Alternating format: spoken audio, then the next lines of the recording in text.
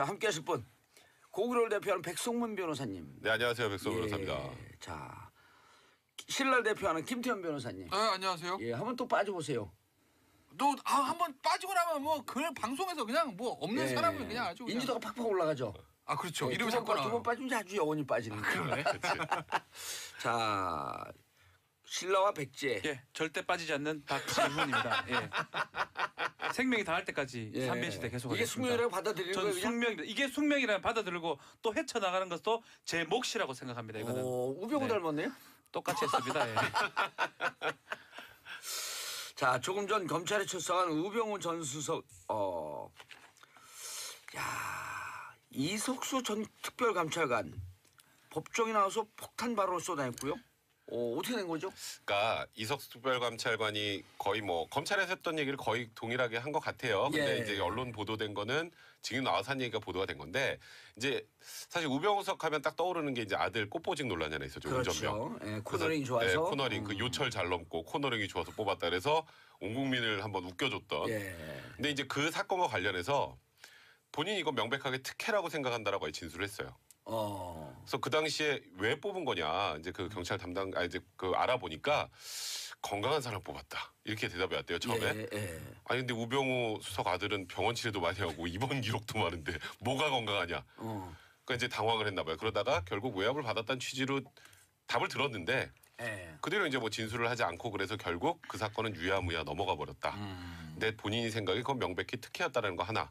그다음에 또 하나는 작년에 이제 특별감찰관실에서 이제 우병우석의 가족회사 정강과 관련해서 이제 감찰이 들어가기 시작하니까 민정수석실에서 연락이 왔대요. 왜 하느냐 도대체 이거를. 그럼에도 불구하고 계속 감찰을 진행하니까 드디어 이제 우병우석이 직접 전화를 한 거예요. 형 왜 그래? 둘이 친하거든요. 옛날에 연성기수도 하나 차고 학교도 갔고 그다음에 옛날에 저희 어디죠? 경주지청에서 지청. 또 같이 90년도인가 같이 근무도 했고. 92년도요. 네, 그래서 근데 왜 그래? 이석수는 공안 쪽이고. 그렇죠. 우병우는 뭐 길은 특수 달랐죠. 쪽아니에요. 어릴 때는 이제 그러니까 같이 쉽게 말하면 예. 제가 보니까 우병우석은 자기 쪽 사람이라고 생각하고 넣었는데 오. 갑자기 자기를 치려고 그러니까 이게 뭐야? 그러고 전화를 한 거예요. 그래서 이거 뭐 좀 지나면 우리가 다 이게 잘 마무리해서 별로 문제도 안 될 건데 이걸 왜 구태여 감찰을 하느냐라고 전화를 넣었다. 그래서 이거는 불편해하고 약간 외압이라고 느꼈다 이런 진술을 어제 쏟아냈죠. 그래서 오늘 포토라인에서 한 얘기 좀 소개해 주세요. 이게 제가 금방 말씀했는데요. 이게 제 숙명이라면 받아들이고 또 헤쳐나가는 것도 제 몫이라고 생각한다. 그러니까 이게 좀 글쎄요. 거기다 그 얘기도 있네요. 지난 1년 사이에 포토라인에 4번째 섰다. 4번째 섰는데 그 생략이 있어요. 다 빠져나갔다. 영장 다 기각시켰다. 뭐 이런 게 생략이 돼 있는 것 같고 숙명이란 받아들이겠다 하고 헤쳐나가겠다라고 하는데 글쎄 저는 이 말보다는 그냥 미안하단 말을 하는 게 맞지 않나. 오히려 그냥 정답 있잖아요. 진짜 미안하다는 얘기 하나도 안 했네. 정답. 성실히 조사 받겠습니다. 예. 오히려 그거 하는 게 낫지. 이걸 헤쳐나가겠다. 또 한번 해보겠다. 그 말 자체가 사실 보는 국민들 하여금 예전에 작년 10월 달에 그 레이저 눈빛이라든지 그 팔짱 낀 모습이 또 상상되는 그런 상황입니다. 뭐 약간 이런 생각 아닐까 싶어요. 그러니까 그 전에 있었던 우병우 전 수석은 뭐 눈빛 뭐 레이저 눈빛 쏘긴 했지만 어쨌든 원론적인 대답들을 했어요. 그냥 조사 받고 오겠습니다 이런 식의 아무 논평을 할 수 없는 그 원론적인. 근데 지금 저 얘기 제 숙명이라고 받아들이고 헤쳐나가고 제 몫이라고 생각했다는 거는 약간 본인 입장에서 약간의 자신감도 있고 약간의 짜증도 좀 붙어 있고 그러니까 본인이 하고 싶은 얘기 지금 처음 한 거나 마찬가지거든요. 그래야 너 약간 아주 나쁘게 생각하면 너희들 할 때 하고 싶으면 해봐. 나는 끝까지 갈 거야. 이거는 정치 탄압이야라는 얘기를 하고 싶은 것 같아요. 그러니까 아마 그런 생각도 좀 하는 것 같아요. 그러니까 지금 본인한테 상황을 안 좋게 돌아가긴 하지만 예를 들면 지난주에 전병헌 전속 영장 기각되고 김관진 그다음 임관빈 그 두 분 다 두 사람 다 구속 적분이 풀려나지 않았습니까? 그러면서 이제 적폐청산 이 수사에 대해서 검찰의 영장 청구에 대해서 법으로 좀 제동을 거는 거다라는 관측은 있었어요. 실제가 그런지 아닌지 모르겠으나 아마 이제 우병우 전 수석 입장에서 보면 법원의 기류가 조금 바뀌는 건 아닐까? 그렇다면 이번에는 나도 또 빠져나갈 수 있을 거야. 기류가 좀 바뀌니 이제는 내 얘기를 해도 되겠다라고 하고 저렇게 좀 강한 톤의 얘기를 한 것 아닌가라는 이제 관측은 가능한 거고. 그리고 앞서 이제 백성문 변호사 얘기한 거에서 한 번 더 붙이면 이 우병우 전 수석과 이석수 감찰관 있잖아요. 아, 형 이거 너무하는 거 아니야? 거기까지는 할 수 있습니다. 예. 전 그것까지 비난하고 싶지 않아요. 예를 들면 박주민 변호사가 저랑 친한데 제가 박주민 변호사 감찰했다고 합시다. 전화해서 형님 뭐 합니까? 형 너무한 거 아닙니까? 저까지 하면 왜 합니까? 예, 이거는까지 저는 그러지 않겠습니다. 그러니까 근데 이거 그러니까 뭐 이렇게 근데 이것까지는 저는 한국사에서 할 수 있다고 봐요. 네. 예? 전화 정도는. 근데 문제는 그러고 이석수 감찰 계속 갔다는 거 아니겠습니까? 근데 지금 그 이후에 거기서 전화로 형님 하고 항의하는 게 끝난 게 아니라 국정을 동원해서 사찰을 했다는 의혹이 있잖아요. 그렇죠. 그게 문제인 거죠. 그렇죠. 그러니까 정확히 얘기하면 전화한 죄가 아니라 그건 가십거리고 국정을 동원해서 사찰한 그 부분인 건데 지금 추명호 전국장 그다음에 누구죠? 최윤수 이 차장까지 지금 조사를 받고 있기 때문에 그리고 나서 우병호 전 수석을 소환을 한 거니까 그 부분에 대해서 우병호 전 수석이 지시를 내린 혐의를 증거를 검찰이 가지고 있는 것 아니겠나라는 이제 관측은 가능한 건데 실제로는 두고 봐야죠. 추명호가 그런데 큰 것 같아요. 세 분이 이렇게 똑같은 평가를 내렸는데 네. 김태현 변호사 평가가 제일 가슴에 오고 찰져요. 같은 진영이니까 잘 이해하는 것 같아요. 그쪽을. 이유는 그거군요. 네. 약간 눈물도 보이면서 약간 아니 근데 약간 우병우 할 울컥하면서 때는 이렇게. 우병우 할 때는 네. 약간 또 레이저 사이 약간 나도 머리 좀 한 머리 하는데 경쟁심도 좀 있고 대학교 동문입니다. 이 기회 하나 보내버리지 아예 우리 진영에서 대학교 동문이에요. 동문이에요? 동문 선배들이요 다. 오. 그리고 잘 이게 이해하죠. 그러니까. 이게 보내버리면 우병우가 공천자 갈 자리 내가 가지 않을까? 똑똑해서 찰지구나가 아니라 진영이 비슷해서. 칭찬하면 일단 긴장해야 돼. 칭찬하면 긴장해야 돼. 그리고 이번에 지금 우병우 석이 오늘 뭐 저렇게 비장한 각오를 내비치면서 들어갔지만 일단 오늘 이제 얘기가 나오는 건 최윤수 이 차장이 검찰에서 좀 많은 걸 또 얘기를 했더라고요. 최윤수 이 차장이 뭐라 그랬냐면 이제 계속 문제가 됐던 게 이제 추명호 국장이 이제 국정원장 거치지 않고 우병우 석에 직보하고 그 이제 뭐 사실 국정을 통해서 이제 사찰한 거나 마찬가지인 상황이었지 않습니까? 근데 최윤수 이 차장이 나 직보하는 거 알았어요. 이렇게 얘기했어요. 네, 추명호 국장이 우병우 석에게 직보하는 거 알고 있었습니다. 그 얘기를 했어요? 네, 그 얘기했어요. 알고 있었는데 그냥 알기만 했지 관여는 안 했습니다. 본인은. 나는 무죄다. 그러니까 쟤는 유죄다. 저 둘이 하는 건 내가 알고 있었는데 뭐 제가 거기에 대고 별다른 토를 단지 않았습니다. 약간 이런 취지로. 하지 말라고 그럴 수도 없고. 그렇죠. 그냥 그래서 민정수석인데. 그런가 보다라고만 하고 있었다 정도까지. 그러니까 근데 지금 검찰은 사실 최은수 이 차장도 영장을 칠까 말까 고민하고 있거든요. 그러니까 본인도 살 길을 찾는 것 같아요. 근데 이제 그렇게 본인이 살 길을 찾으면서 했던 진술들이 우병우 석한테는 굉장히 또 불리한 진술로 이제 갈 수밖에 없는 거죠. 그것도 오늘 우리가 일부에서도 얘기했지만 국정원의 속성이라고 하는 게 속죄한 카드를 언제든지 쓸 수 있는 속죄한 카드. 속죄한 카드. 근데 빡빡했습니다. 좀 조금 녹록치 않은 부분들이 있습니다. 이게 우병우 수석 재판 받고 나오는 도중에 그 직후에 압수수색하고 이런 모습들이 보였었거든요. 휴대폰 같은 거. 그건 약간의 쇼맨십 같아요. 검찰에. 지금 당장 그 휴대폰 압수한다 해가지고 얻을 증거는 사실 적어 보이거든요. 작년 11월에도 깡통이었잖아요. 그때도 깡통이었는데 지금 지금 그 이후에 좀 긴장을 풀고 이젠 좀 우병우를 그래서. 어떻게 봅니까? 우병우 저기 김태현 변호사 선배입니다. 절대 그럴 일 없습니다. 저는 그럴 일 없을 것 같고. 칭찬이죠? 다만 이제 들어오네요. 찾을 수 있는 부분은 최윤수하고 이제 추명호의 어떤 진술 부분이에요. 그거를 갖고 지금 불렀을 거 생각이 들고 불법 사찰이라든지 국정원법 위반인데 글쎄요. 똑같이 저번하고 똑같다 그러면 영장 발부 좀 어려워요. 사정 변경이 좀 있어야 되는 상황이거든요. 그래서 검찰에서 이번에 수사 시간을 보면 알 수 있습니다.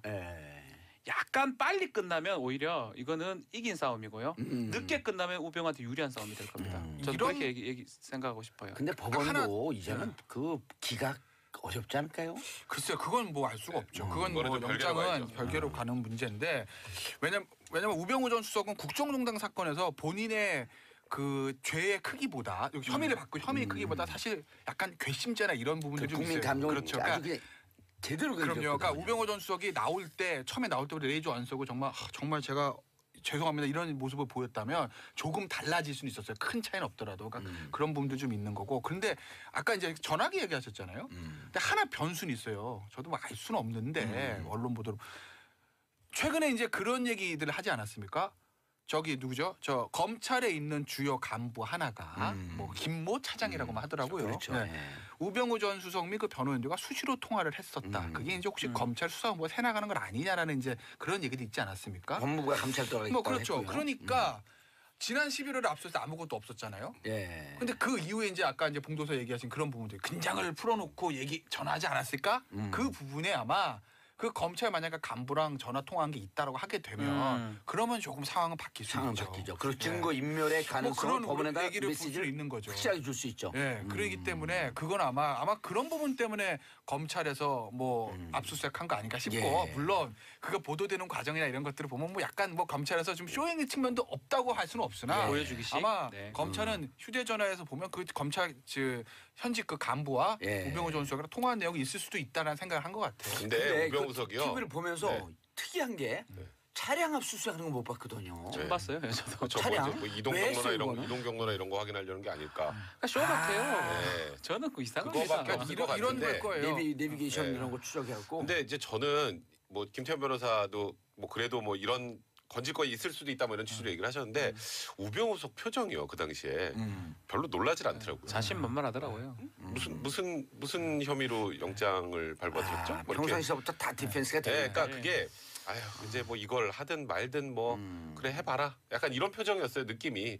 그러니까 구속되면은 사정이 많이 바뀌겠죠, 근데. 그럼 많이 바뀌죠. 근데 이제 뭐 여기에 아무것도 없으니까 마음대로 가져가세요. 약간 이런 표정. 뭐 네, 내성이죠. 내성이 됐어요. 진짜 작년 10월부터 한 1년간 검찰이 쫓은 사람이 과연 1년 한 명만 쫓았다고 봐도 과언이 아니거든요. 그 와중에 포털에 4번 섰죠. 영장 2번 기각됐죠. 본인 입장에서는 진짜 나는 어떤 식으로도 막을 수 있다라고 지금은 좀 생각하는 것 같아요. 근데 다만 그게 무너지는 순간 저 정도의 사람이 오히려 더 잘 무너집니다. 무너져요. 한번 무너지면요. 봉도님 잘 알겠지만 무너져보지 않았잖아요. 계속 조사받으면. 맞습니다. 아유 그냥 차라리 징역 가고 말지 이런 툭 놓는. 저는 그럴 가능성이 있다는 예. 거예요. 예, 지금도. 근데 저는 우병우 전 수석은 그 놀 사람은 아니라고 봐요.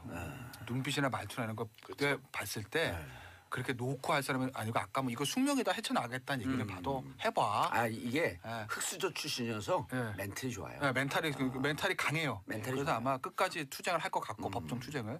근데 저는 그 차량 압수수색은 이건 좀 상상력인데 아마 검찰에서 그런 생각하지 않았을까요? 혹시 우병우 전 수석이 우리가 알고 있는 휴대폰을 하나를 더 쓴다면 차 안에. 그거 어떻게 두겠어요? 아니 그러면 안 보이는 데서 압수수색을 하지 그 보이는 데서 그 그게 보이는 그런 이상하잖아요. 부분들은 약간 이제 언론의 대프레스용이라는 건 제가 그건 당연히 있는 건데 나는 이해가 어쨌든 안 실질적인 효과는 거둬야지 뭐 그거 하려고 뭐 프레스용으로만 그렇죠. 하긴 하겠어요. 아니, 뭔가 그렇다면 뭐 예를 들어서 뭐 차량에서 대포폰 같은 게 그렇죠. 차량에 나올 수도 있으니까. 왜냐면 우병우 전수 입장에서 보면 중요한 전화 차에서 이동하면서 할 때 차에 있는 전화 꺼내서 할 수도 있는 거잖아요. 가능성. 만약에 저도 비밀스럽게 전화를 하는 대포폰을 가지고 다니면 저도 차에다 둘 것 같아요. 그러니까 그런 아니 가능성인 그 거죠. 대부분의 그 약간 부정한 행위를 하는 남편들이 차 안에 핸드폰을 뒀다가 걸렸고 부부싸움 하는 경우가 많거든요. 경험이세요? 경험이요? 왜 부정한 행위를 해요? 왜 부정한 행위를 그렇게 해요? 말씀하시길래 블랙박스 뭐 블랙박스 아니, 뭐, 이런 걸로 많이 걸리고. 아 이렇게 경험에 물어보는 게 그 임 누구죠? 아 최동호 혼외자. 네. 그거 보도할 때 눈빛과 비슷하네. 아 그렇습니까? 우병우 선배, 우병우 선배. 네, 오늘 우병우 선배로 가네요. 네. 우병우 같은 학교예요? 그렇죠. 같잖아요. 거기 다 아, 이석수, 법대도? 우병우 뭐 다. 예. 오, 법대고. 예. 직속 후배. 직속 후배죠. 아. 윤석열 검사장. 윤성 아, 좋은 사람 말고 나쁜 사람 이런 거. 김기춘 실장. 진경준. 그렇죠. 맞아요. 다 맞아요. 자 그래서 이번에 영장 발부 가능성 어떻게 보세요? 저는 백 쉽지는 변호사부터. 않을 것 같은데 검찰은 영장 비율로 청구하진 해도 돼. 않- 몇 프로? 저는 5대5. 5대5. 김태현 변호사님은? 저는 6대4로 또 기각될 것 같아요. 아 기각. 전 6대4로 발부요. 요번에 영장 요번에 저기 영장 지금 쓰는 게 9대를 써요. 9대1요. 9대1로 요번에 발부 못 시키면 예. 검찰 진짜 체면 말이 아닙니다. 아 뭐냐 또 완전히 빠지는 거죠. 요번에는 저는 요번에 조사 끝나고 바로 좀 할 수 있으면 좋겠어요. 근데 제가 왜 영장 이제 청구를. 6대4를 기각 네. 말씀드렸냐면 검찰이 적폐청산 수사하는 그 라인들을 보면 예. 굉장히 언론 플레이를 잘해요. 제가 이게 예. 나쁘다는 의미는 아니에요. 예. 필요하죠. 뭐 피의 사실 공표의 문제 생길 수 있지만 수사 사항이나 그런 데 슬쩍 흘려서 나오는 것들이 있거든요. 근데 이번에는 없어요. 아. 그러니까 차량 압수수색을 딱 해가지고 그건 다 언론에 막 이제 대포폰 발견 뭐 이런 게 근데 나왔어야 그 되는데. 이후에 뭐가 나왔는지에 대한 슬쩍 흘러나오는 게 없어요. 그래서 이번에도 뭐 하나 못 잡은 거 아닌가 저는 그렇게 보기 때문에 그래서 저는 기각될 확률이 높다고 보는 거예요. 추명호 국장과 최윤수 2차장 네. 이쪽의 증언이 좀 강력하지 않아요 이번에는? 그러니까 이제 그 증언, 진술 증거가 얼마나 나왔는지 저희는 지금 확인이 아직 안 되잖아요. 일단 증거 인멸의 흔적은 김모 차장 검사와 증거 인멸의 흔적은 나오잖아요. 근데 법원에 강력한 메시지가 안 될까 그게? 그러니까 이제 저도 사실 우병우 수석이 이제 모든 국민들이 다 왜 우병우석만 구속이 안 되나 이런 생각을 하고 계시는데 그 사실 지금 나와 있는 내용 정도만 가지고 무조건 구속된다라고 말하기에는 저는 좀 부족한 것 같고 아까 뭐 박지훈 변호사도 사실 6대4라 그랬던 건 사실 박지훈 변호사도 5대5 미치라고 생각하는 거예요. 9대1입니다. 9대1. 그러니까 처음에 던질 때 6대4라고 한 거는 박지훈 변호사도 쉽지 않다고 생각하는 그렇죠. 거예요. 근데 그러니까 박지훈 정도로 변호사 예측은 늘 틀렸어요. 항상 틀려요. 반대로 많이 가요. 제가 그럼 제가 올려볼까요? 7대3으로? 7대3 기각? 근데 그래서 우리 듣는 청취자분들이 추명호와 최윤수와의 커요. 연관관계 이게 제일 궁금하거든요. 추명호는 사실은 원래 기각이 됐다가 나중에 잡혀 들어왔거든요. 네. 많이 불었을 가능성이 크고요. 아하. 추명호를 토대로 해가지고 아마 최윤수도, 최윤수도 마찬가지고 나왔고 그리고 이 사람들이 아주 추명호 다 불어버렸어요. 제가 봤을 때는. 그러니까 조직의 이런 충성도 이런 게 높은 줄 알았더니 보니까 속죄양 어차피 그 사람은 누굴 하나 버리고 가는 까지 하나 던지고 국정원 쪽이잖아요. 네. 결국 검찰 쪽까지 살릴 필요는 없는 거거든요. 굳이 말하면 추명호 입장에서는 카드를 생각했을 때는 결국은 국정원 쪽이니까 검찰 사람들 지금 다 잡혀 들어갔잖아요. TFC 다 잡혀 들어간 게 추명호 진술이 큰 거거든요. 아마 우병호까지 얘기했지 않을까 우병호 생각이 보내고 다 보낼 것 자기 같습니다. 원장까지 팔아먹는 사람들인데 뭐. 속죄양. 추명호 일이 된 김에 다 벌어야죠. 예. 네, 전국 법과대학 교수회가 어제 논평을 냈는데요. 제목은 이렇습니다. 사법부의 독립을 해치는 행위는 자제되어야 한다라는 건데 교수회 같은 경우에는 전국의 60여 개 법대 교수 400여 명이 회원으로 참여하고 있다고 합니다. 내용을 보면요. 과거의 적폐를 청산하고 미래를 더 투명하고 공정하게 하려는 노력에 지지를 표한다면서도요. 모든 시도는 헌법이 보장하는 삼권분립과 견제가 그리고 균형, 개인의 인권보호 등 공동체의 가치 속에서 이루어져야 한다라고 주장했습니다. 그러니까 신광열 지금 쭉 얘기하고 있는 신광열 수석부장판사가 김관진, 임관빈 두 국방부 고위 관료들을 석방시킨 것에 대해서 비판 여론이 많자. 예. 또다시 이제 어제 하루 종일 포털에 나왔던 기사인데요. 예. 법대 교수들이 이 석방한 신광열 판사에 대해서 인터넷에서 신상털기하고 험담하는 건 자제해야 된다. 이런 연합뉴스 기사죠. 예. 어제도 이제 지난 주말 신광열 판사 비판 여론에 대해서 신상털이 인신공격, 사법부 독립 추명 안 된다. 이 기사가 포털 메인에 주말에 계속 있었다고 얘기했었는데 어제도 또 이런 기사가 나왔고 이 기사 역시 제가 계속 확인했는데 어젯밤 12시 직전까지 메인이 계속 있었어요. 신광열 판사를 직접 비판하는 기사는 포털 메인에 이렇게 연속으로 걸려있지 않습니다. 그런데 비판에 대해서 그렇게 비판하면 안 된다. 신상털기하면 안 된다. 험담하지 말라고 하는 기사는 계속 메인에 하루 종일 걸려있거든요. 뭔가 촉이 왔습니다. 제가. 이거 이상하다. 그래서 이제 좀 체크를 해봤더니 이 성명을 어디서 했나 봤더니 전국 법과대학 교수예요. 예. 네, 그렇죠. 400명이 회원으로 참여한다고 하는데 보통 이런 성명을 내면 성명서에 누가 참여했는지 이름이 기재됩니다. 참여 교수들. 없어요? 이상한데? 이 기사가 계속 걸려있는 것도 이상해서.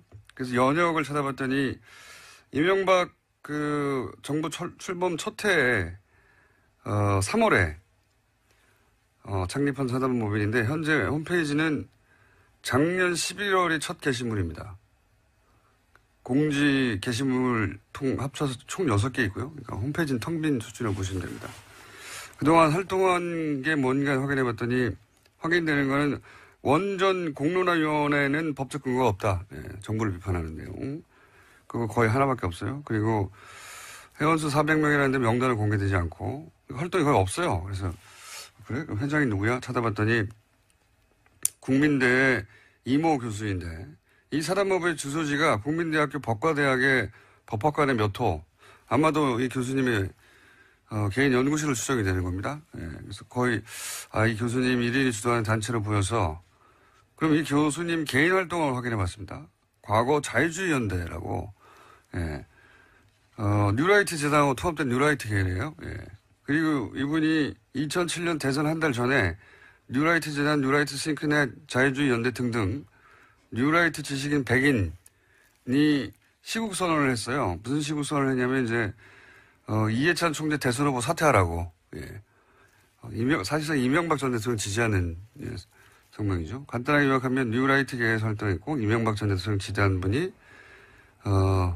작년부터 본격적으로 이끌고 있는 단체로 주소지는 소속 대학 연구실이고 소속 교수는 공개되지 않았고 홈페이지는 거의 없고 활동 내역이 성명을 낸 교수의 명단도 없고 성명서도 그 홈페이지에 없어요.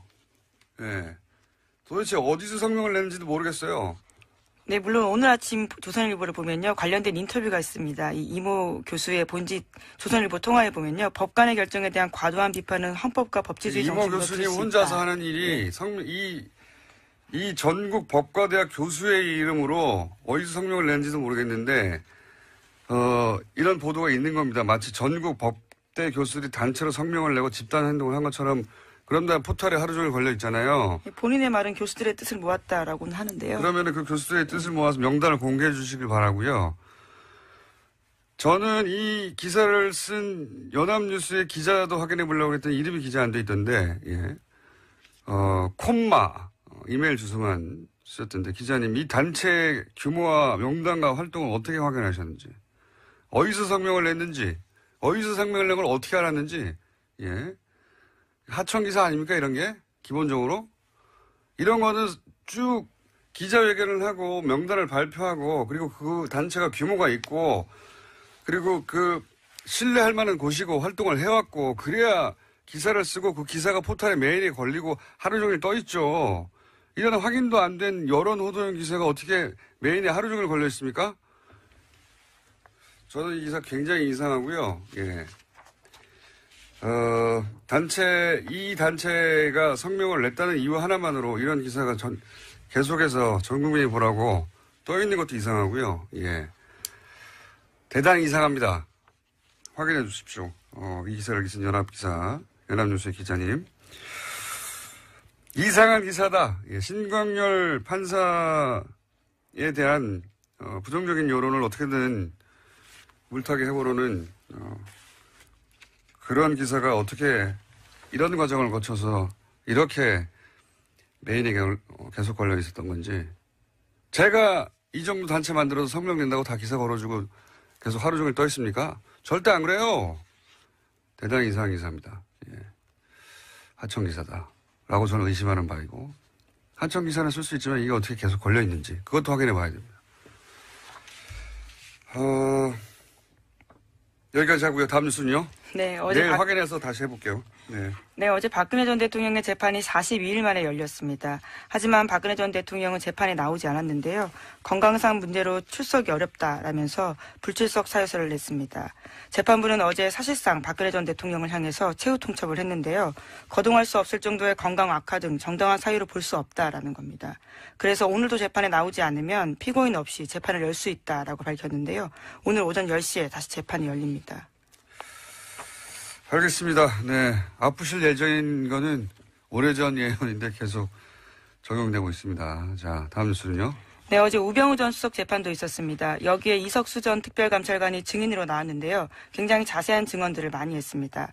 자신이 파견 경찰관을 통해서 경찰 내부 이야기를 들어보니 우병우 전 수석의 아들의 운전병 보직 이동은 명백한 특혜라고 보고받았다라는 건데요. 그 당시에 자신이 운전병 뽑는 기준이 뭐냐라고 물어보니 건강 좋은 놈을 뽑았다라는 답변이 왔다고 합니다. 그러자 자신이 반박을 했다고 하는데요. 훈련소에서 병원 입원한 기간이 길었는데 왜 우전수석 아들을 뽑았냐라고 다시 묻자 전혀 상대방이 답변을 하지 못했다라는 겁니다.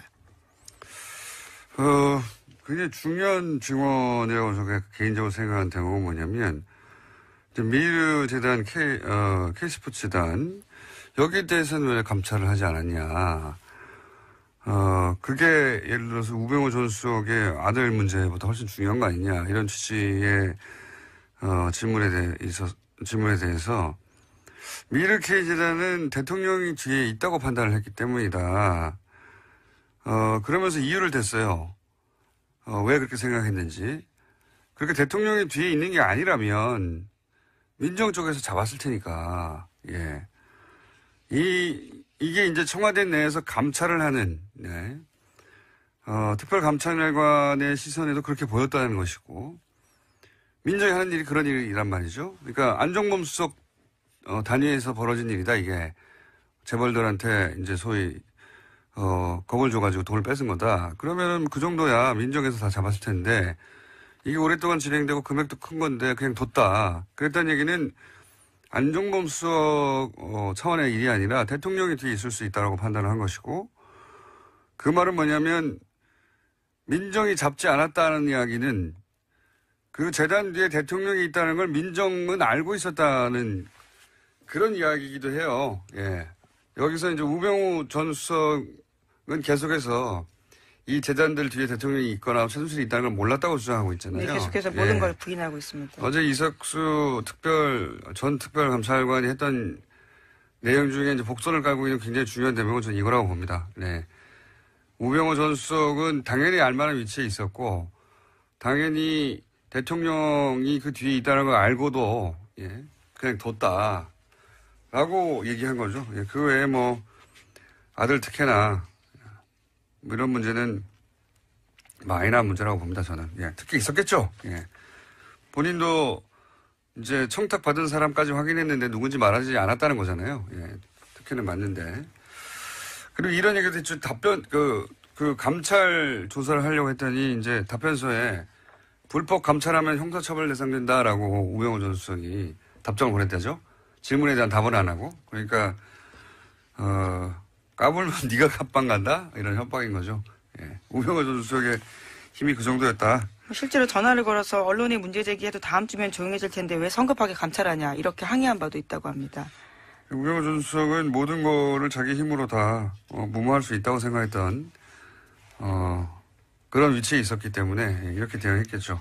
네, 그래서 국정원을 통해서 이석수 전 감찰관을 불법 사찰한 혐의도 받고 있는데요. 이와 관련해서는 우 전 수석은 내일 피의자 신분으로 검찰에 출석합니다. 자, 우병우 전 수석은 뭐 계속해서 얘기하지만 거의 기각되지 않는 통신영장도 2번 연속 기각되는 초유에 이건 그냥 수사하지 말라는 거거든요. 우병우 전 수석은 법원에서도 누군가 봐주고 있는데 누군가 봐준다에 누군가도 중요하지만 왜 봐주냐가 더 중요하죠. 왜 특별히 우병우 전 수석은 이런 이상한 일들이 일어날까. 예. 뭔가 알고 있는 거죠. 자, 시간이 거의 다 돼가네요. 제목 확인만 하죠. 예. 네, 자유한국당의 김재원 의원도 검찰에 비공개 소환됐습니다. 박근혜 정부 당시 국정원으로부터 특수활동비 5억 원 받아서요. 청와대의 비밀 여론조사 대금 치른 의혹 때문입니다.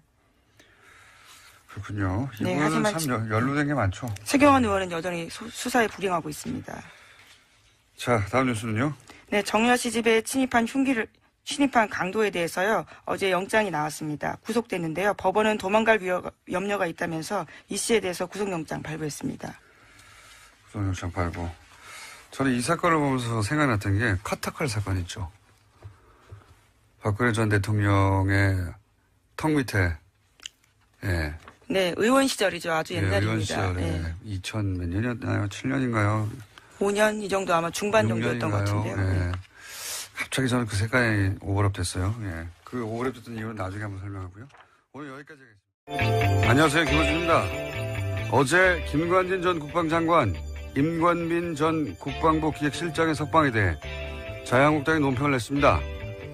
법원에서마저 정치 개입인지 명확하지 않다고 판단한 사건을 무리하고 무도한 광합수사로 전직 장관을 구속시키고 그 칼끝을 전직 대통령에까지 들이대는 아나무인 한풀이식 수사를 멈추고 이 수사 참사에 대해 책임을 지고 윤석열 중앙지검장은 즉각 사퇴하라, 이런 내용입니다.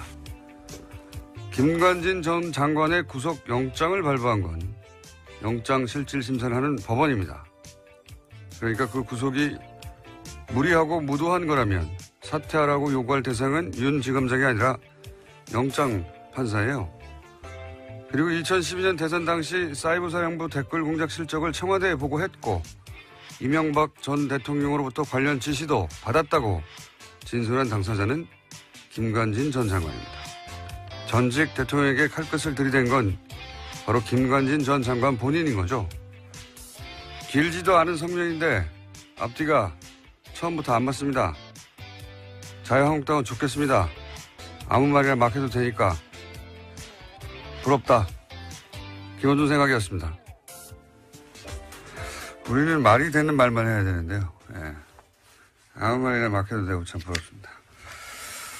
자, 첫 번째 뉴스는 뭡니까? 네, 이건희 삼성전자 회장의 차명 계좌가 추가로 확인됐다고 어제 SBS가 보도했는데요. 국세청 조사 결과 이건희 회장의 차명 계좌가 지금까지 알려진 4조 5천억 원 외에 더 있다라는 겁니다. 최근 국세청은 더불어민주당 이건희 서명계좌 TF에 조준웅 특검에서 밝혀진 것 이외에도 국세청이 파악한 이 회장의 서명계좌가 더 있다라고 보고했다고 하는데요.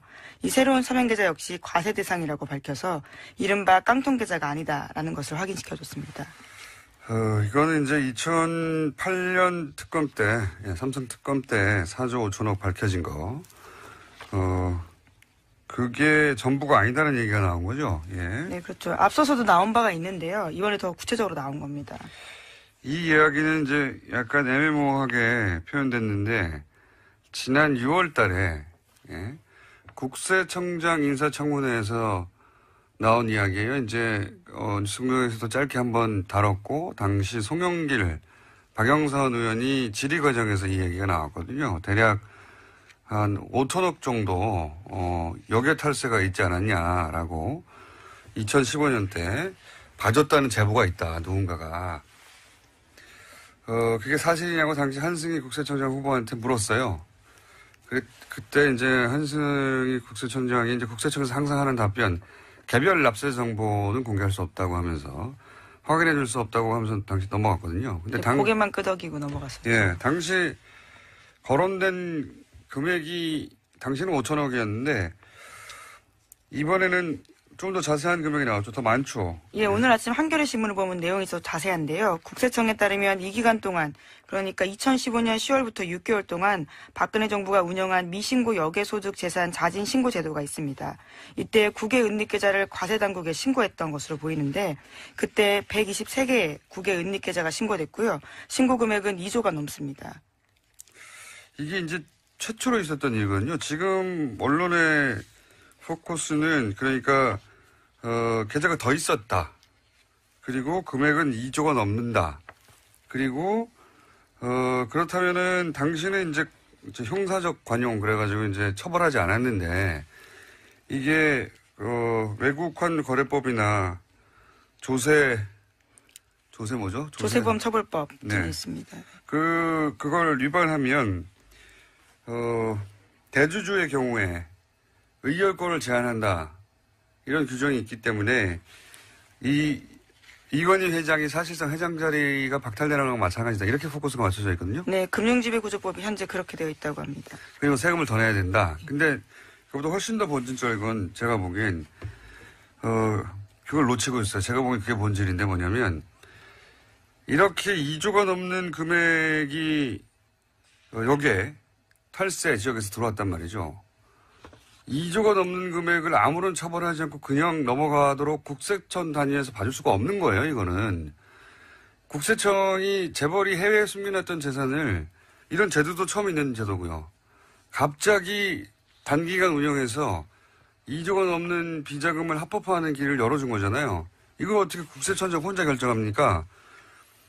이거는 2015년 10월이라는 기간을 주시해서 보자면 이게 이제 정유라를 지원하고 삼성이 그 대가로 받은 어떤 딜의 일부가 아니냐 이런 의혹을 따져봐야 하는 게 제가 보기엔 본질적인 겁니다. 네, 지난 국세청장 송문회에서도 박영선 의원이 그러한 취지의 질문들을 했었는데요. 일종의 빅딜이 이루어진 게 아니냐라는 겁니다. 그때 이제 빅딜이라고 모호하게 얘기했는데 구체적으로는 그거죠. 이 시점에 있었던 그 박근혜 정부 하에서 삼성이 이런 혜택을 받을 이유가 뭐냐 이거예요. 예. 무슨 일이 있었길래 이런 혜택을 2조나 되는 불법적인 자금을 합법화시켜줬잖아요. 네, 결국 승계 작업과 연관되어 있는 게 아니냐라는 의심을 하는 건데 2014년 5월달에 이건희 회장이 사실상 쓰러졌거든요. 그러니까 숨져 있는 상태라고 보여지는데 그와 관련해서 2015년 10월달에 정말 아주 한시적으로 이런 제도들이 있었습니다. 그러니까 요 제도를 통해서 이제 삼성이 2조가 넘는 금액을 합법화하고 군대로 들여오고 아무런 처벌도 받지 않고 처음 있는 일입니다. 이걸 국세청장 혼자서 200억도 아니고 2조나 되는 돈인데 이런 길을 열어준 이유가 뭐냐? 네. 이건 국세청이 이런 걸 잡으라고 있는 데지, 이런 데를 봐주라고 있는 데가 아니에요. 굉장한 특혜이기 때문에 이 특혜는, 어떤 딜의 결과 아니겠는가. 이거 검찰에서 따져볼 사안. 세금 더 많이 받고 뭐 이건 또 다 중요한 얘기인데, 본질적으로는 왜 이런 특혜가 그 당시에 주어졌는가. 삼성에게. 예. 최초로. 그걸 따져봐야 된다. 이거 수사 대상이라고 봅니다, 저는. 예. 이걸 아무도 지적하지 않기에 제가 날카롭게 지적해놓고 이게 본질이다. 예. 자, 다음 뉴스는요.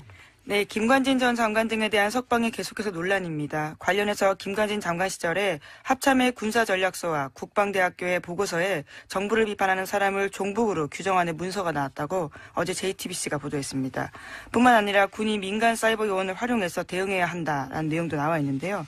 본문에 보면 국내 북한 동조 세력이 30에서 50만 명 정도 된다라고 집계했고요. 잠재적 종북 세력이 300만 명이라면서 4대강 사업이나 반값 등록금 등 이명박 정부의 정책에 반대하는 움직임에 북한의 개입이 있다라고 주장하고 있습니다. 4대강 사업 반값 등록금. 예. 그거 반값 등록금을 주장하거나 4대강 사업을 반대하면 북한 종북이라는 거 아닙니까? 네.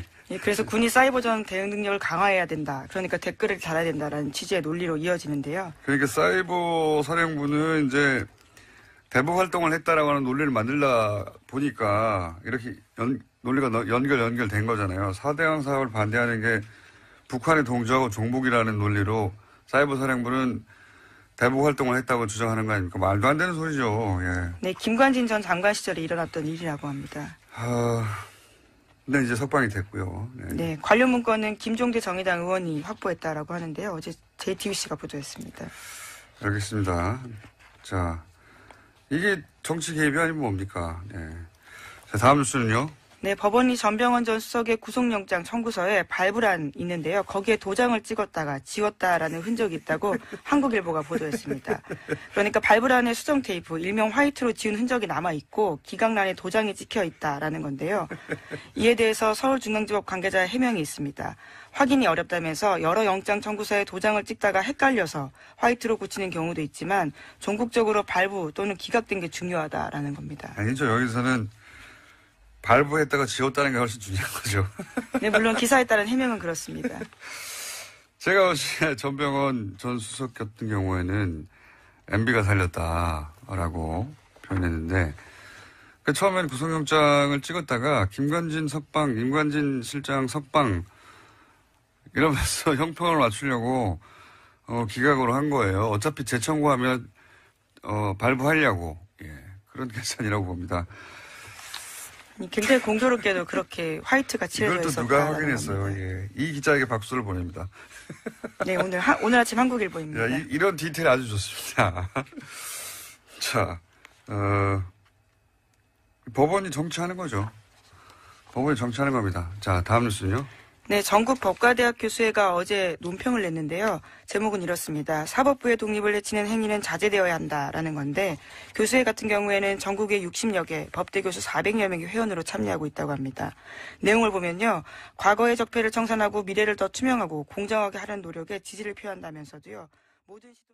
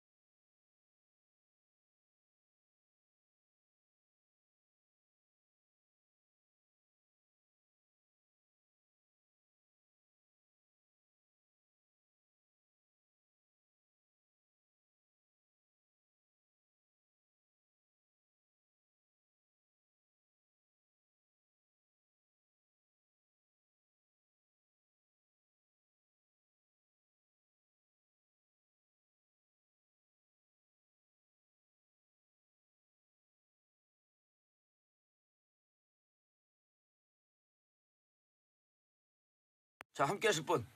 고구려를 대표하는 백송문 변호사님. 네, 안녕하세요. 백성호 변호사입니다. 자, 신라를 대표하는 김태현 변호사님. 네, 안녕하세요. 예, 한번 또 빠져보세요. 또 한번 빠지고 나면 뭐 그냥 방송에서 그냥 뭐 없는 예. 사람을 그냥 아주 그냥. 인지도가 팍팍 올라가죠. 아 그렇죠. 예, 이름이 두번 자꾸 두번 빠지면 이제 아주 영원히 빠지는 거예요. 자, 신라와 백제. 예, 절대 빠지지 않는 박지훈입니다. 예.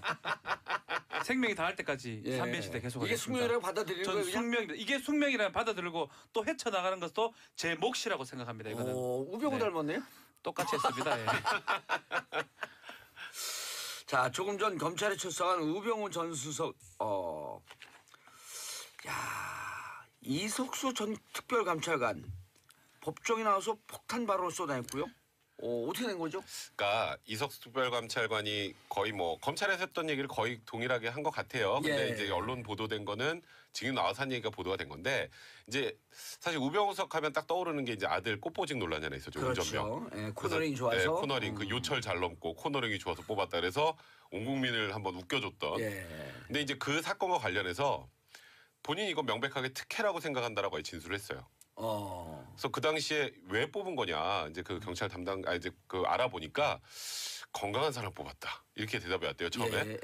아니 근데 우병우 수석 아들은 병원 치료도 많이 하고 입원 기록도 많은데 뭐가 건강하냐. 그러니까 이제 당황을 했나 봐요. 그러다가 결국 외압을 받았다는 취지로 답을 들었는데 그대로 이제 뭐 진술을 하지 않고 그래서 결국 그 사건은 유야무야 넘어가 버렸다. 근데 본인이 생각이 그건 명백히 특혜였다는 거 하나. 그다음에 또 하나는 작년에 이제 특별감찰관실에서 이제 우병우석의 가족회사 정관과 관련해서 이제 감찰이 들어가기 시작하니까 민정수석실에서 연락이 왔대요. 왜 하느냐 도대체 이거를. 그럼에도 불구하고 계속 감찰을 진행하니까 드디어 이제 우병우석이 직접 전화를 한 거예요. 형 왜 그래? 이 둘이 친하거든요.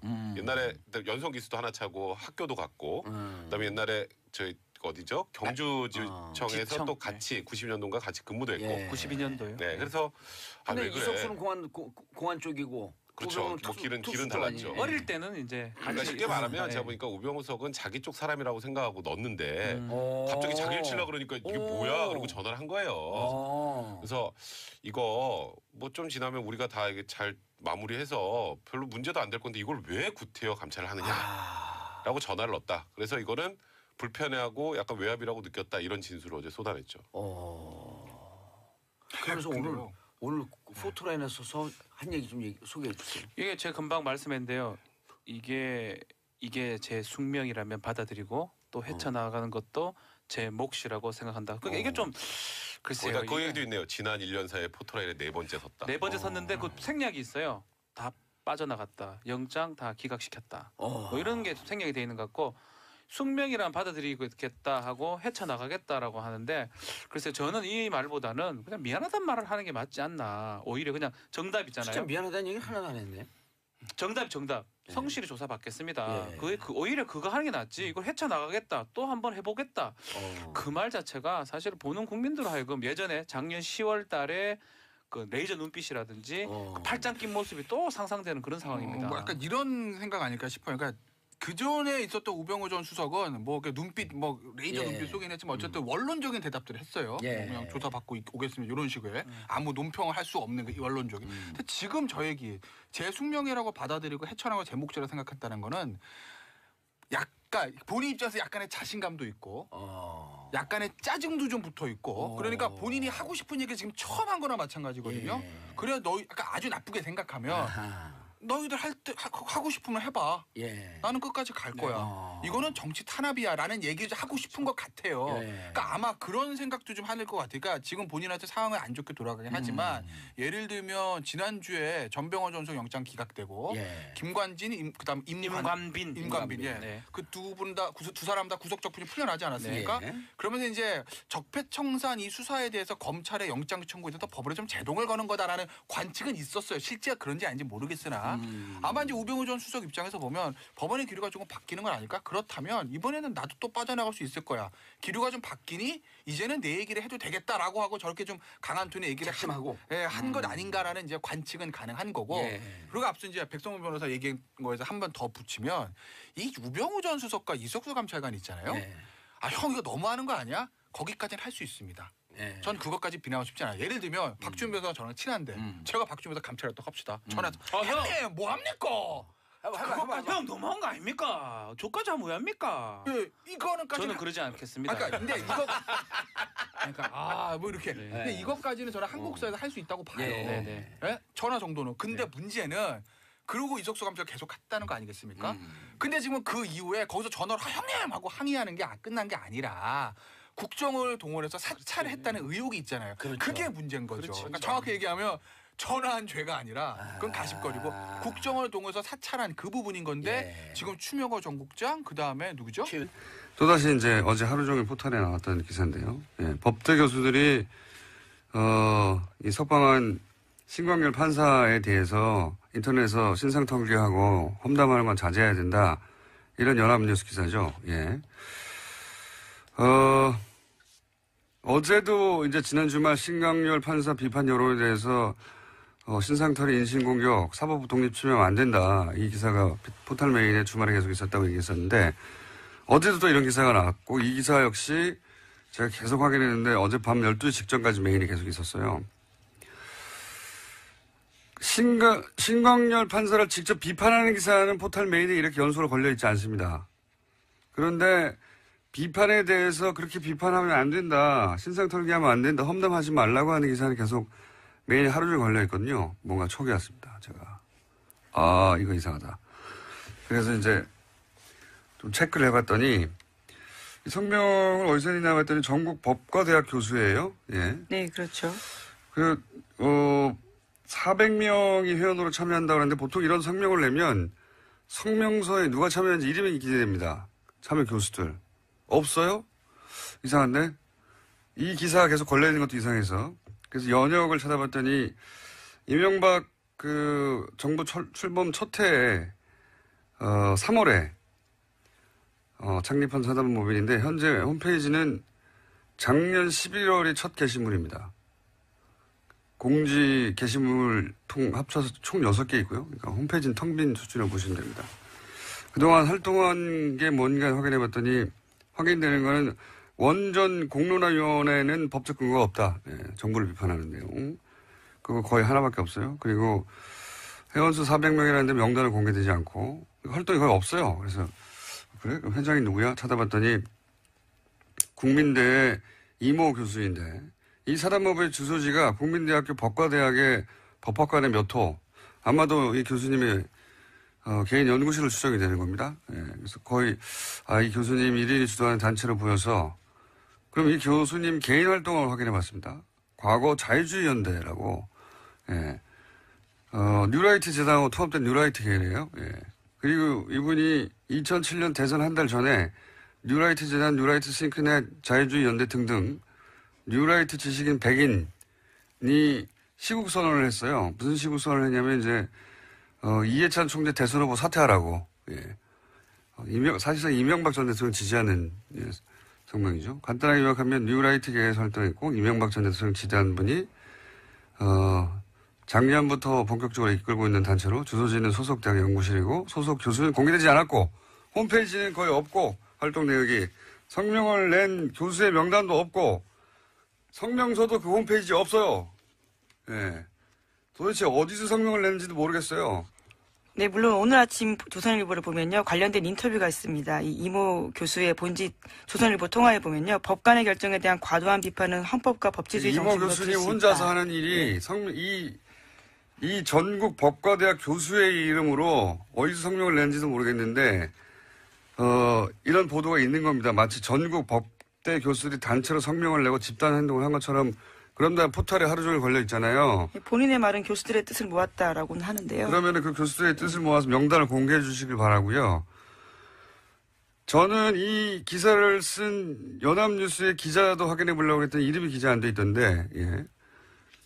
콤마 이메일 주소만 쓰셨던데 기자님 이 단체 규모와 명단과 활동을 어떻게 확인하셨는지, 어디서 성명을 냈는지, 어디서 성명을 낸 걸 어떻게 알았는지, 예.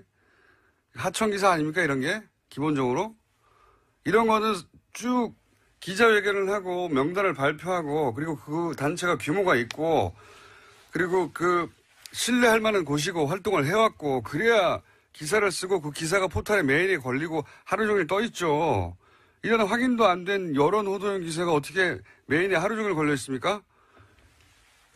저는 이 기사 굉장히 이상하고요. 예. 이 단체가 성명을 냈다는 이유 하나만으로 이런 기사가 계속해서 전 국민이 보라고 떠 있는 것도 이상하고요. 예. 대단히 이상합니다. 확인해 주십시오. 이 기사를 쓴 연합기사, 연합뉴스의 기자님. 이상한 기사다. 예. 신광열 판사에 대한 부정적인 여론을 어떻게든 물타기 해보려는 그런 기사가 어떻게 이런 과정을 거쳐서 이렇게 메인에 계속 걸려 있었던 건지. 제가 이 정도 단체 만들어서 성명 낸다고 다 기사 걸어주고 계속 하루 종일 떠 있습니까? 절대 안 그래요.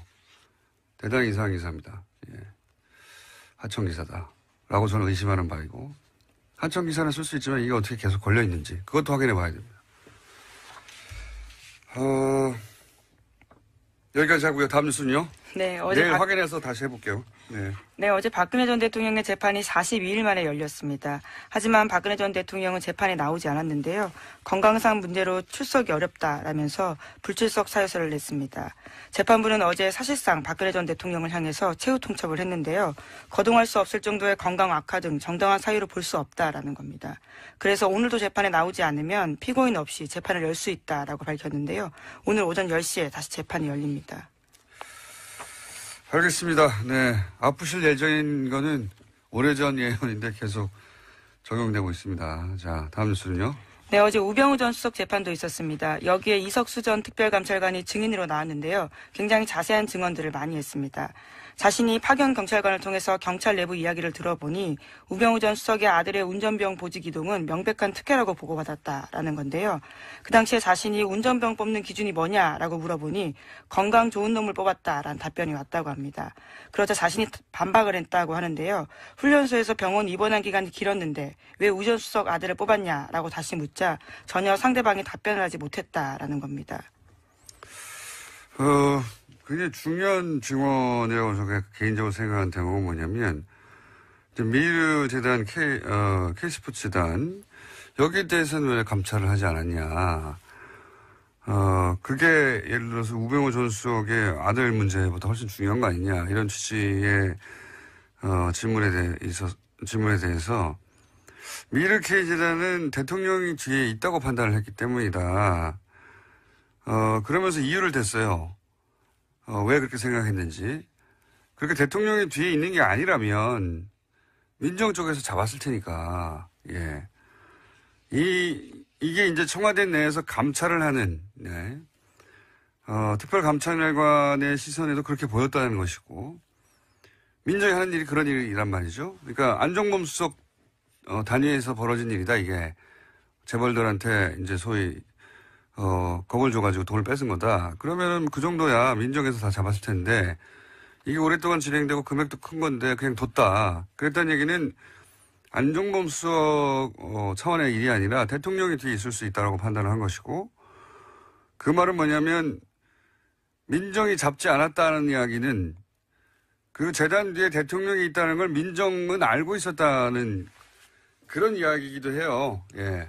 여기서 이제 우병우 전 수석은 계속해서 이 재단들 뒤에 대통령이 있거나 최순실이 있다는 걸 몰랐다고 주장하고 있잖아요. 네, 계속해서 모든 걸 부인하고 있습니다. 어제 이석수 전 특별감찰관이 했던 내용 중에 이제 복선을 깔고 있는 굉장히 중요한 대목은 저는 이거라고 봅니다. 네.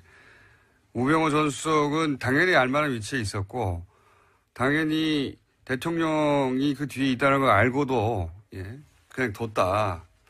라고 얘기한 거죠. 예, 그 외에 뭐, 아들 특혜나, 뭐 이런 문제는 마이너한 문제라고 봅니다, 저는. 예, 특혜 있었겠죠. 예. 본인도 이제 청탁받은 사람까지 확인했는데 누군지 말하지 않았다는 거잖아요. 예, 특혜는 맞는데. 그리고 이런 얘기도 했죠. 그 감찰 조사를 하려고 했더니 이제 답변서에 불법 감찰하면 형사처벌 대상된다라고 우병우 전 수석이 답장을 보냈다죠. 질문에 대한 답은 안 하고. 그러니까, 까불면 네가 갑방 간다? 이런 협박인 거죠. 예. 우병우 전 수석의 힘이 그 정도였다. 실제로 전화를 걸어서 언론에 문제 제기해도 다음 주면 조용해질 텐데 왜 성급하게 감찰하냐 이렇게 항의한 바도 있다고 합니다. 우병우 전 수석은 모든 거를 자기 힘으로 다 무마할 수 있다고 생각했던 그런 위치에 있었기 때문에 이렇게 대응했겠죠. 네, 그래서 국정원을 통해서 이석수 감찰관을 불법 사찰한 혐의도 받고 있는데요. 이와 관련해서는 우 전 수석은 내일 피의자 신분으로 검찰에 출석합니다. 자, 우병우 전 수석은 뭐 계속해서 얘기하지만 거의 기각되지 않는 통신영장도 2번 연속 기각되는 초유에 이건 그냥 수사하지 말라는 거거든요. 우병우 전 수석은 법원에서도 누군가 봐주고 있는데 누군가 봐준다에 누군가도 중요하지만 왜 봐주냐가 더 중요하죠. 왜 특별히 우병우 전 수석은 이런 이상한 일들이 일어날까? 예. 뭔가 알고 있는 거죠.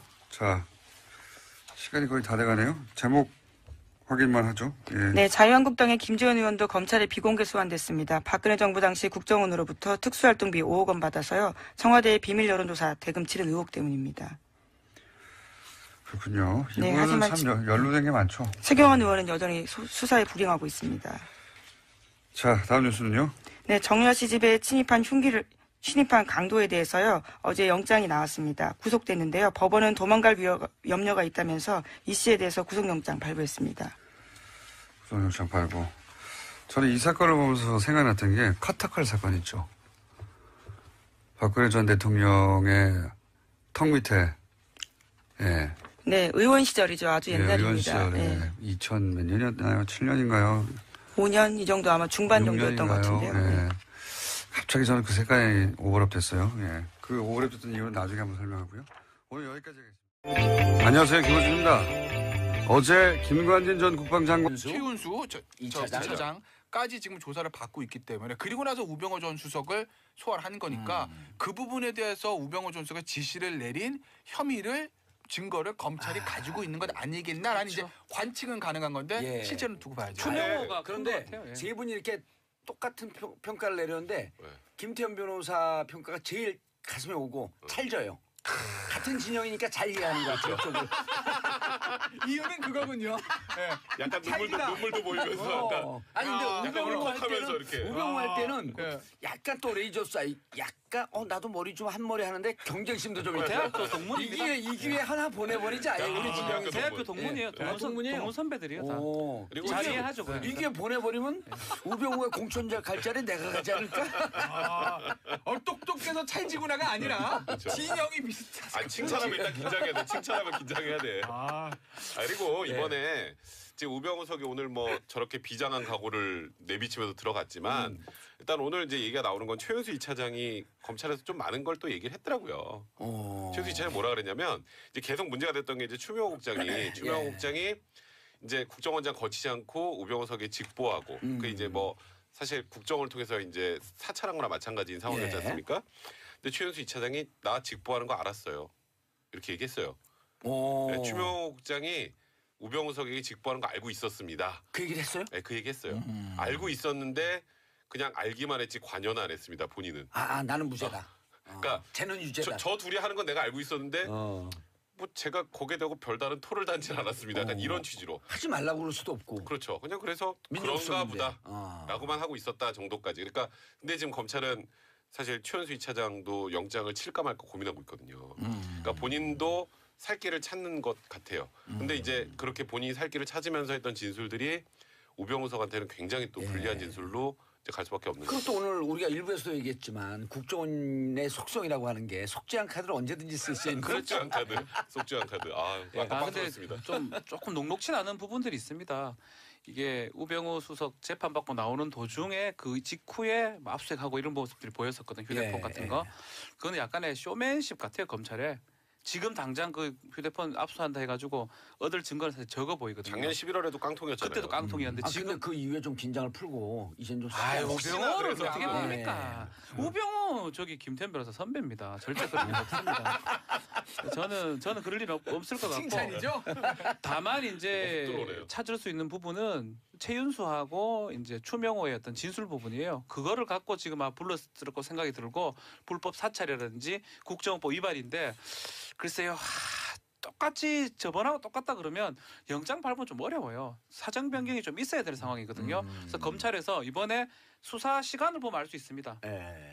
약간 빨리 끝나면 오히려 이거는 이긴 싸움이고요. 늦게 끝나면 우병우한테 유리한 싸움이 될 겁니다. 저는 이런- 그렇게 생각하고 싶어요. 근데 법원도 이제는 그 기각 어렵지 않을까요? 글쎄요, 그건 뭐 알 수가 없죠. 그건 그거는 뭐 좀 별개로 영장은 봐야죠. 별개로 가는 문제인데 왜냐면 우병우 전 수석은 국정농단 사건에서 본인의 그 죄의 크기보다 혐의를 받고 혐의의 크기보다 사실 약간 괘씸죄나 이런 부분들이 좀 국민 있어요. 감정을 그렇죠. 아주 그냥 제대로 그럼요. 그러니까 그렸거든요. 우병우 전 수석이 처음에 나올 때부터 레이저 안 쓰고 정말 제가 죄송합니다 이런 모습을 보였다면 조금 달라질 수는 있었어요. 큰 차이는 없더라도 그러니까 그런 부분도 좀 있는 거고. 그런데 아까 이제 전화기 얘기하셨잖아요. 근데 하나 변수는 있어요. 저도 뭐 알 수는 없는데 언론 보도로 최근에 이제 그런 얘기들을 하지 않았습니까? 저기 누구죠? 저 검찰에 있는 주요 간부 하나가 뭐 김모 차장이라고만 하더라고요. 그렇죠. 네. 우병우 전 수석 및 그 변호인들과 수시로 통화를 했었다. 그게 이제 혹시 검찰 수사본부가 새 나가는 건 아니냐라는 이제 그런 얘기도 있지 않았습니까? 법무부가 감찰 들어가겠다 뭐 그렇죠. 했고요. 그러니까 지난 11월에 앞서서 아무것도 없었잖아요. 예. 근데 그 이후에 이제 아까 이제 봉도서 얘기하신 그런 부분들 긴장을 풀어놓고 전화하지 않았을까? 그 부분에 아마 그 검찰 만약에 간부랑 전화 통화한 게 있다라고 하게 되면 그러면 조금 상황은 바뀔 수 상황 있죠. 바뀌죠. 그리고 증거 인멸의 가능성을 그런 법원에다 얘기를 볼 수 메시지를 있는 거죠. 확실하게 줄 수 있죠. 예, 그러기 때문에 그건 아마 그런 부분 때문에 검찰에서 뭐 압수수색한 거 아닌가 싶고 예. 물론 그거 보도되는 과정이나 이런 것들을 보면 뭐 약간 뭐 검찰에서 좀 쇼잉의 측면도 없다고 할 수는 없으나 보여주기식? 아마 네. 검찰은 휴대전화에서 보면 그 검찰 현직 그 간부와 예. 우병우 전 수석이랑 통화한 내용이 있을 수도 있다라는 생각을 한 것 같아요. 근데 우병우석이요. TV를 보면서 특이한 게 차량 압수수색하는 거 못 봤거든요. 처음 봤어요, 저도. 저 차량? 뭐 이동 왜 경로나 했어요, 이런 이거는? 이동 경로나 이런 거 확인하려는 게 아닐까. 그러니까 쇼 같아요. 네. 저는 그 이상합니다. 그거밖에 없을 것 이런 같은데. 걸 거예요. 내비게이션 네. 이런 거 추적해갖고. 근데 이제 저는 뭐 김태현 변호사도 뭐 그래도 뭐 이런 건질 거 있을 수도 있다 뭐 이런 취지로 얘기를 하셨는데 우병우석 표정이요 그 당시에 별로 놀라질 않더라고요. 자신만만하더라고요.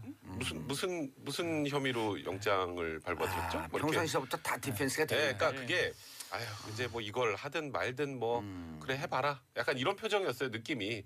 그러니까 나는 구속 때문에 사정이 많이 바뀌겠죠, 근데. 그럼 많이 바뀌죠. 근데 이제 뭐 여기에 아무것도 없으니까 마음대로 가져가세요. 약간 이런 표정. 뭐 네. 내성이죠. 내성이 됐어요. 진짜 작년 10월부터 한 1년간 검찰이 쫓은 사람이 과연 1년 한 명만 쫓았다고 봐도 과언이 아니거든요. 그 와중에 포털에 4번 섰죠. 영장 2번 기각됐죠. 본인 입장에서는 진짜 나는 어떤 식으로도 막을 수 있다라고 지금은 좀 생각하는 것 같아요. 근데 다만 그게 무너진 순간 저 정도의 사람이 오히려 더 잘 무너집니다. 무너져요. 한 번 무너지면요. 봉도 잘 알겠지만 무너져보지 않았잖아요. 계속 조사받으면. 맞습니다. 아유 그냥 차라리 징역 가고 말지 이런 툭 놓는. 저는 그럴 가능성이 있다는 예. 거예요. 예, 지금도. 근데 저는 우병우 전 수석은 그 놀 사람은 아니라고 봐요. 눈빛이나 말투나 이런 거 그때 봤을 때 그렇게 놓고 할 사람은 아니고 아까 뭐 이거 숙명에다 헤쳐나가겠다는 얘기를 봐도 해봐. 아 이게 예. 흑수저 출신이어서 예. 멘틀이 좋아요. 네, 멘탈이 강해요. 멘탈이 그래서 좋아요. 아마 끝까지 투쟁을 할 것 같고 법정 투쟁을. 근데 저는 그 차량 압수수색은 이건 좀 상상력인데 아마 검찰에서 그런 생각하지 않았을까요? 혹시 우병우 전 수석이 우리가 알고 있는 휴대폰을 하나를 더 쓴다면 차 안에. 그거 어떻게 두고 있어요? 아니 그러면 안 보이는 데서 압수수색을 하지 그 보이는 데서 그 그게 보이는 그런 이상하잖아요. 부분들은 약간 이제 언론의 대프레스용이라는 건 제가 그건 당연히 있는 건데 나는 이해가 어쨌든 안 돼. 실질적인 효과는 거둬야지 뭐 그거 하려고 뭐 프레스용으로만 그렇죠. 하긴 하겠어요. 아니, 뭔가 그렇다면 뭐 예를 들어서 뭐 차량에서 대포폰 같은 게 그렇죠. 차량에 나올 하나 수도 있으니까. 왜냐하면 우병우 전수 입장에서 보면 중요한 전화 차에서 이동하면서 할 때 차 있는 전화 꺼내서 할 수도 있는 거잖아요. 가능성. 만약에 저도 비밀스럽게 전화를 하는 대포폰을 가지고 다니면 저도 차에다 둘 것 같아요. 그러니까 그런 아니 가능성인 그 거죠. 대부분의 그 약간 부정한 행위를 하는 남편들이 차 안에 핸드폰을 뒀다가 걸렸고 부부싸움 하는 경우가 많거든요. 경험이세요? 경험이요? 왜 부정한 행위를 해요? 왜 부정한 행위를 그러니까 해요? 말씀하시길래 블랙박스, 뭐 블랙박스 아니, 뭐, 이런 걸로 많이 걸리고. 아 이렇게 경험에 물어보는 게 그 임 누구죠? 아 최동호 혼외자. 네. 그거 보도할 때 눈빛과 비슷하네. 아 그렇습니까? 우병우 선배, 우병우 우리 선배. 네, 오늘은 우병우 선배로 가네요. 아 우병우 같은 학교예요? 그쵸. 갔잖아요. 거기다 아, 이석수, 법대도? 우병우 뭐 다. 예. 네, 법대고. 예. 직속 후배. 직속 후배죠. 아. 윤석열 검사장. 좋은 사람 말고 나쁜 사람 이런 거. 김기춘 씨죠. 진경준. 그렇죠. 맞아요. 네. 다 맞아요. 자 그래서 이번에 영장 발부 가능성. 어떻게 보세요? 저는 백 변호사부터. 쉽지는 않을 것 같은데 검찰은 영장 비율로 청구하진 해도 돼. 몇 프로? 저는 5대5. 5대5. 김태현 변호사님은? 저는 6대4로 또 기각될 것 같아요. 기각. 전 6대4로 발부요. 요번에 저기 영장 그럼 쓰는 게 9대1로 써요. 9대1요.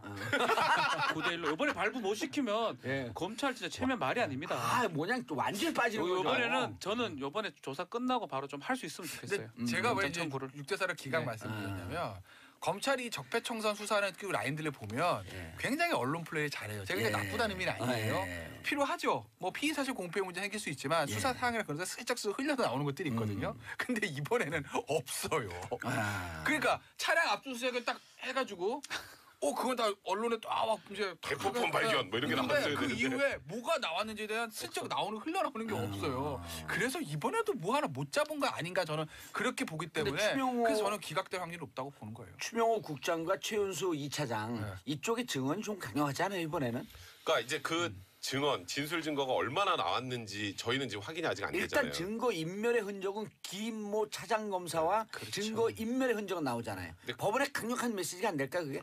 그러니까 이제 저도 사실 우병우 수석이 이제 모든 국민들이 다 왜 우병우 수석만 구속이 안 되나 이런 생각을 하고 계시는데 그 사실 지금 나와 있는 내용 정도만 가지고 무조건 구속된다라고 말하기에는 저는 좀 부족한 것 같고 아까 뭐 박지훈 변호사도 사실 6대4라 그랬던 건 사실 박지훈 변호사도 5대5 미치라고 생각하는 거예요. 9대1입니다. 9대1. 그러니까 처음에 던질 때 6대4라고 한 거는 박지훈 변호사도 쉽지 않다고 생각하는 거예요. 그러니까 박지훈 변호사 예측은 늘 틀렸어요. 항상 틀려요. 반대로 많이 가요. 그럼 제가 올려볼까요? 7대3으로? 7대3 기각? 근데 추명호 그래서 우리 듣는 청취자분들이 추명호와 최윤수와의 연관관계 이게 제일 궁금하거든요. 추명호는 사실은 원래 기각이 됐다가 나중에 잡혀 들어왔거든요. 많이 불었을 가능성이 크고요.